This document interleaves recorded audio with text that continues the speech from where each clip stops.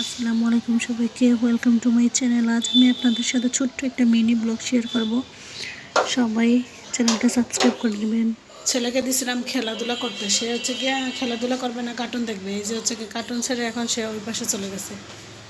তার তার দাদু ওই পাশে রান্না করতেছে, দেখি গিয়ে ওই পাশে কী করে। সে বালু পাইলে একদম হয়েছে কাজ, বালু দেখলেই একদম বালুর সাথে হচ্ছে গিয়ে বালু দিয়ে খেলাধুলা করবে সব কিছুই। এই যে সে কি করতেছে, চলে আসছে সে গাছে। আবার দেখলাম কয়েকটা ফুলও ধরছে, কি সুন্দর। এই যে আপনাদেরকে দেখাই,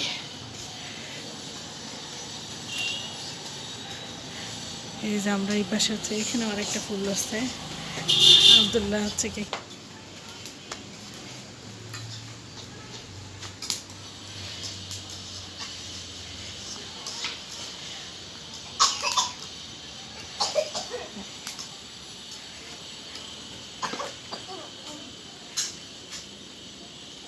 বোনা করতেছেন না ইয়ে দিয়া।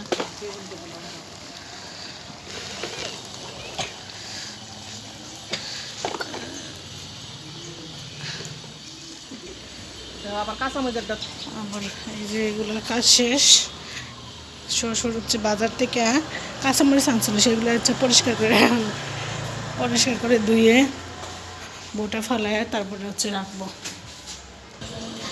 সাবিটা বইলা গেছে নিতে, সাবটা নিয়ে গেলাম। আবার আমার মতো হচ্ছে বললাম, মন কার কার কমেন্টে জানেন তো। আমি তো হচ্ছে গিয়া একটা কাজ করতে গেলে, একটা জিনিস আনতে গেলে হচ্ছে গিয়ে ভুলে যাই বারবার।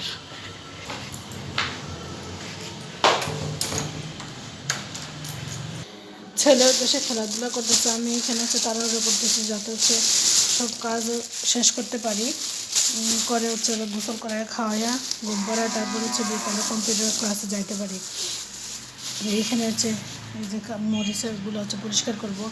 মরিচগুলো দেখতে কি সুন্দর লাগতেছে, কিন্তু জাল হবে কি না আল্লাহ জানে। তাই ঝটপট আমি হচ্ছে মরিচগুলো বোটা ফেলায় নেই। আমরা প্রায় হচ্ছে সব তরকারিতে কাঁচামরিচ দিয়ে খাই হচ্ছে। আর যারা শুকনো মরিচ খান হচ্ছে তারা অবশ্যই চেষ্টা করবেন যে শুকনো মরিচটা অ্যাভয়েড করে কাঁচামরিচ খাইতে, কারণ কাঁচামরিচ খেলে অতটা গ্যাসের সমস্যা হয় না। আর যে এই কাঁচামরিচের দিনে আমরা কি করি, ফ্রোজেন করে ফ্রিজে রেখে দেই, ধুয়ে পানি শুকায় তারপর কেটে একবারে বক্সে ভরে রাখি। যখন রান্না করি তখন হচ্ছে ডিপ থেকে বের করে অল্প কয়েকটা তরকারিতে দিয়ে দিই।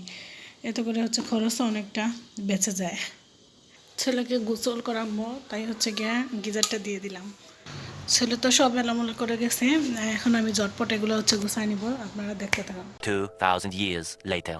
এই যে আমার রুম গোছানো কমপ্লিট, কারেন্ট চলে গেছে।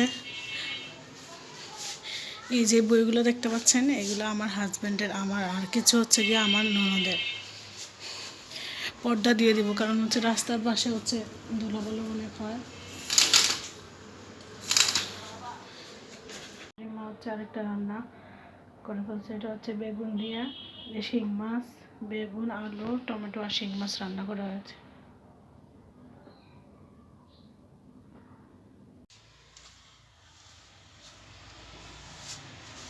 কোনো কিছু খাইতে মন চায়, তাই হচ্ছে এগুলো কিনে আনছিলাম। আপনারা কে কে হচ্ছে গিয়ে এরকম হচ্ছে সাবাসুবি করতে পছন্দ করেন জানাবেন।